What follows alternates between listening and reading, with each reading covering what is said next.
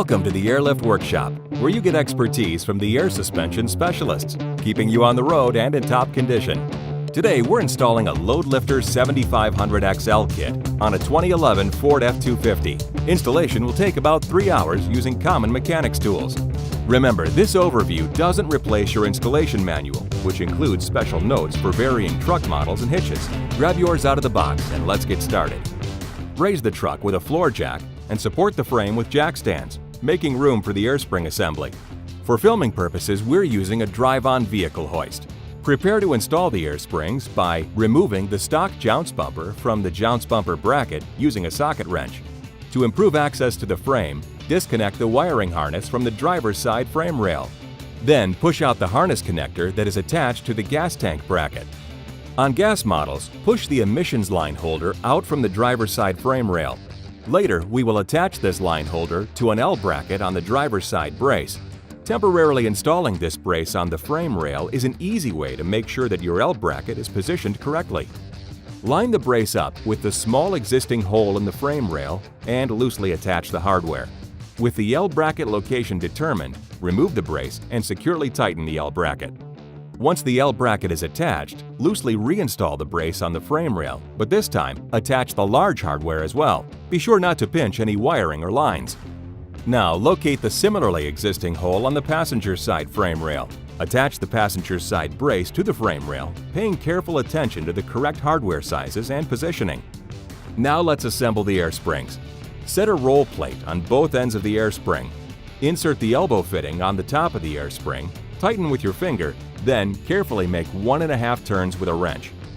For lower bracket assembly, insert a carriage bolt through the square hole in the lower bracket cup and set the assembly onto the lower bracket main plate. Flip the assembly over and loosely cap the bolt with a washer and nut, allowing the cup to swivel. Insert a carriage bolt into the square hole designated for either the driver's or passenger's side, respectively. The lower bracket has 2 sets of bellow mounting holes, one for the driver's side and one for the passenger's side. Once attached, the bellows fitting will be opposite this lower bracket slot. Use the corresponding holes to attach the correct bellow to its bracket. For the upper brackets, insert the appropriate carriage bolts into the corresponding driver's and passenger side bracket holes. Attach the driver's and passenger side brackets to their respective assemblies. Set spacers over both long bolts with the wide side facing out. Set the driver's assembly onto the jounce bumper strike plate. Make sure the long carriage bolt goes outside the brake line. Raise the axle just enough to insert the upper bracket bolt through the existing jounce bumper hole and line up the other 2 bolts with the brace. Similarly, set the passenger's assembly onto the jounce bumper strike plate. On both sides, make sure the spacer is parallel to the frame and upper bracket. Then raise the axle or lower the frame until the spacers touch the frame. Install lock nuts on both of the bolts that went through the jounce bumper holes. Cap the bolts and secure the brackets to the braces with washers and nuts. Then torque to 15 pound-feet. Tighten both braces to the frame. Now that the upper bracket installation is complete, reattach the previously removed wiring harness and emissions line. To attach the lower brackets, push them up against the stock U-bolts so the bracket legs are locked into position. Make sure the cup on the lower bracket is nested into the jounce bumper strike plate on both sides. Position the provided U-bolt around the leaf spring assembly and insert it into the lower bracket hole located closest to the spring stack and secure. The lower bracket legs must be locked to both sides of the stock U-bolts, with the bracket body up against the U-bolt. Insert the remaining carriage bolts through the open square hole in the lower bracket.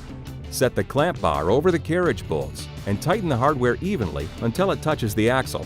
Torque to 16 pound-feet, making sure not to pinch the hard brake line. You can trim the carriage bolts if needed.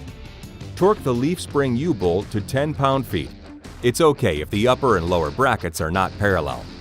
Raise the axle all the way and remove the jack stands or equivalent used during installation.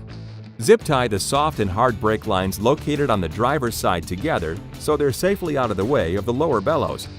Remove the existing emergency brake wire brackets and replace with spacer brackets, reusing some of the removed hardware. Install a P-clamp around the emergency brake line, attaching it to the lower bracket. Before routing air lines to the air springs, note the available length and pick a convenient inflation valve drilling location. We'll use the bumper as our drilling location, but you could also use the license plate recess, wheel well flanges, or under the gas cap access door.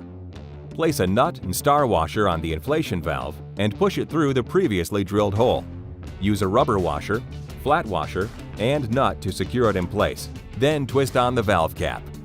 Before cutting your airline, remember to never cut from the side. You'll leave a jagged edge and ruin the hose. Instead, use a hose cutter or a sharp razor blade to get a clean cut. Route the longest airline path first. Secure it along the frame using the provided zip ties. Once routed, measure an extra 12 inches, then cut the airline. Following the same guidelines, route, secure, and cut the second airline. On the passenger's side, slip the hose heat shield over the end of the airline. Now insert both lines into their bellows push-to-connect fitting and push the hose protector up against it. Install the provided heat shield on the exhaust pipe which passes near the passenger's side air spring. Bend the tabs to provide a dead air space between the exhaust pipe and the heat shield. Attach the heat shield to the exhaust pipe using the provided clamps. Bend the heat shield for maximum clearance to the air spring. To make sure your airlift kit is airtight, inflate the system to 30 psi and spray a soap solution on all connections and valves while checking for exiting air bubbles.